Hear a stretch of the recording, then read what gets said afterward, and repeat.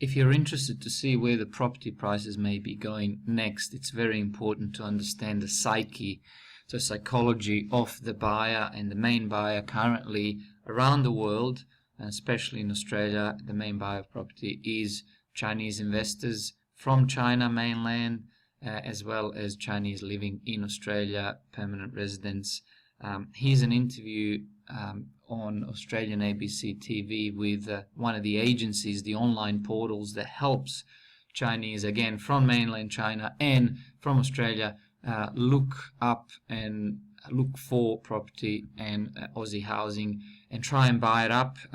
They go into details why Chinese are buying, so this could give us clues how long this is going to be going for, if at all, and when it's likely to end, if at all. But tell me what you think at the end of it. And now to property and a group that's been propping up parts of the market, Chinese investors.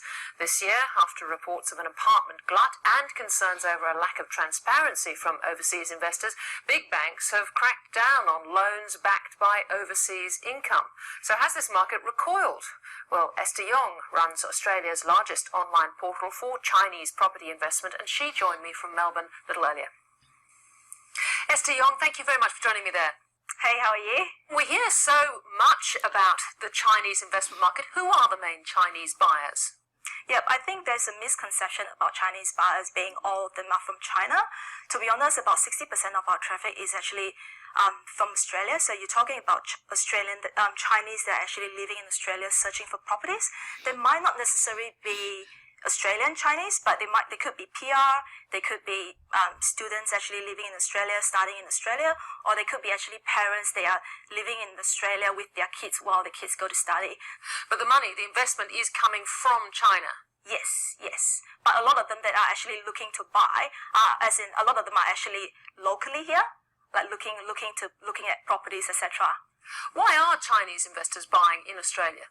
The key motivation for Chinese buyers are generally because of, I think the motivations are always for education. So but maybe about over 50% of our inquiries are actually Chinese buyers, parents looking to buy for their kids to actually live in while they receive education here in Australia. So overseas education is actually a key motivation. Now, there are concerns about the Chinese economy, presumably from within China. Has this changed the mood at all?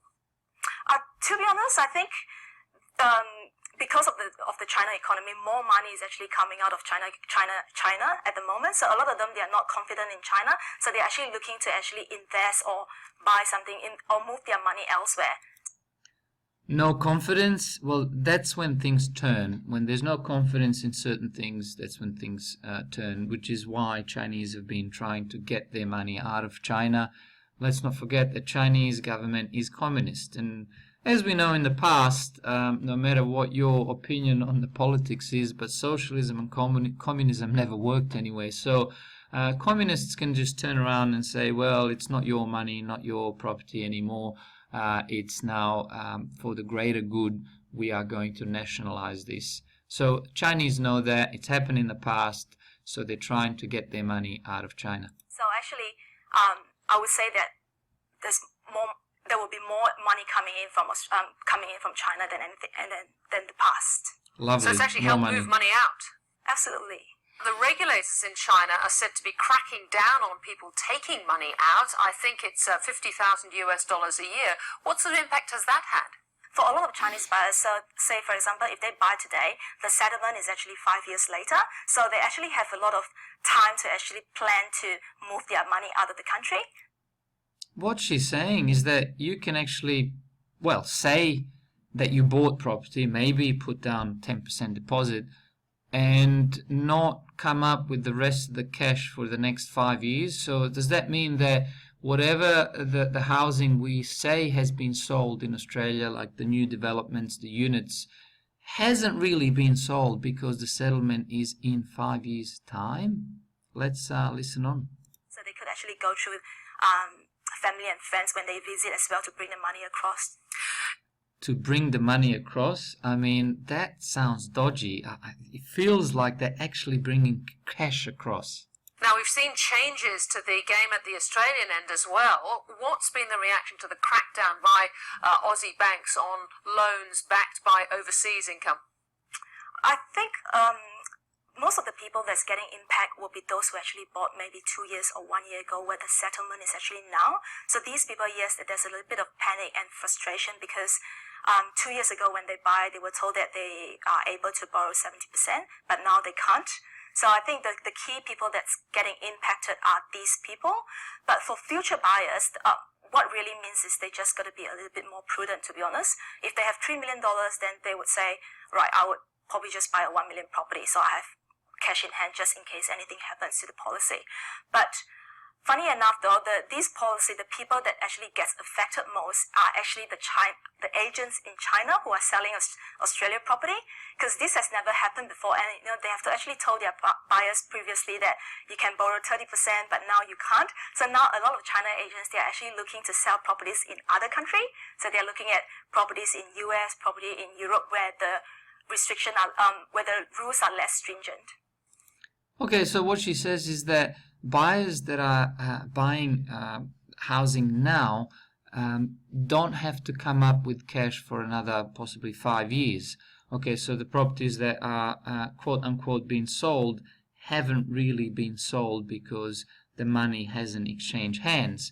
But she's also saying that whoever bought 2 years ago would promise that they'd be able to borrow 70%, but now they're being told they can't borrow the 70%. So that those sales may fall through as well, which is happening now, and the sales in 5 years or the settlement time in 5 years, that's going to fall through as well. So that's just not looking good.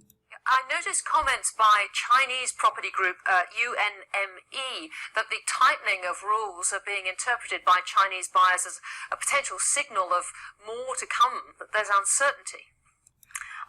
Yes, I think, well, look, we're seeing mixed response from Chinese buyers. So buyers are those Chinese buyers who they are the reasons that to buy actually goes beyond investment. So those who are actually buying because they want to migrate, and they're buying because they want to send their kids overseas, they're actually rushing in to buy because they don't know what's going to happen next because of all the policy changes. So the demand is actually still very strong from this group of buyers, but the demand has actually slowed down a lot from investor, not really because of all this. Well, yes, because of the policy, but more so also because of the historical record of how fast policy has been changing.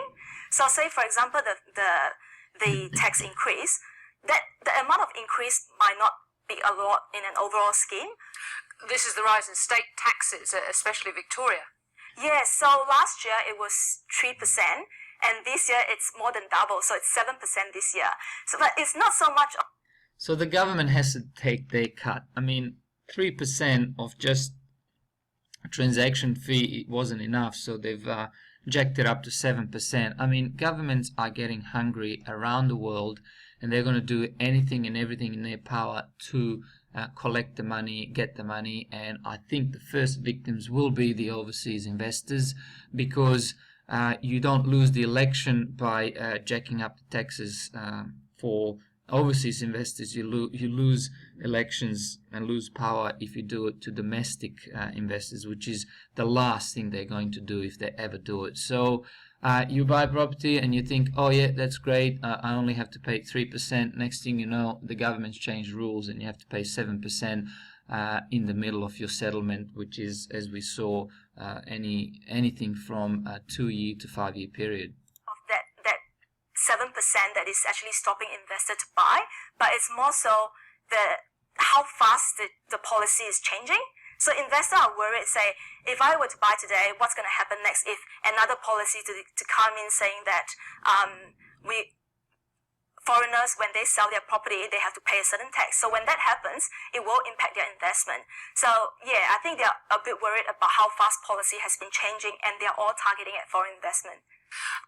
This goes into another subject. It's probably a whole new video. I mean, when you buy property as a foreign investor or even a domestic person here, Australian, how much of that property is yours? Government knows where that property is. It knows what value it is. It's taxing you once you buy it, you think it's yours, yet the government applies tax to it. So who actually owns it at the end? It sounds like when you buy it, you're not really buying it, you're renting it off government because they continue to charge you taxes. So government owns everything. I think government assumes a role of a god. And on the positive side, there are new visas being introduced. Yes, so basically at the moment, I think the educational section has actually lifted up the visa. So it has simplified visa for Chinese students to actually come over to study. So kids as young as 6 years old can actually come over to study in Australia now with their parents. All else fails, issue new visas, bring people to study here. We know that a lot of those so-called students don't actually study. They have jobs. They do all sorts of things. That's just one way of them coming to Australia and trying to get permanent residency and eventually becoming citizens. So again, getting away from China. So a parent would get a guardian visa, is that right? Yes. So this has definitely offset all the previous policy, because really, like I mentioned just now, a lot of majority of the motivation behind Chinese investors are largely dependent on education. So the reason why they come to Australia is because of education. And what happens to these properties after the kids are educated? It really depends. A lot of the investors, a lot of the students that we know, they actually have plans to actually live here. So they will continue, they will get a bridging visa, and then they will find a job here, get work here, and then they will continue to live in that property. And then sometimes they will rent out the apartment and then buy a house. Or some of them, if they're no longer living in Australia, they move back to China, they will rent out their apartments. Now, so the other trend we're hearing about is this growing apartment glut. Well, Alright, that'll do for this video. What do you think? Are Chinese going to continue to be bringing the money out of China? Will they get spooked by the policy changes of the government? As we heard before, tax going from 3 to 7%. What do you think?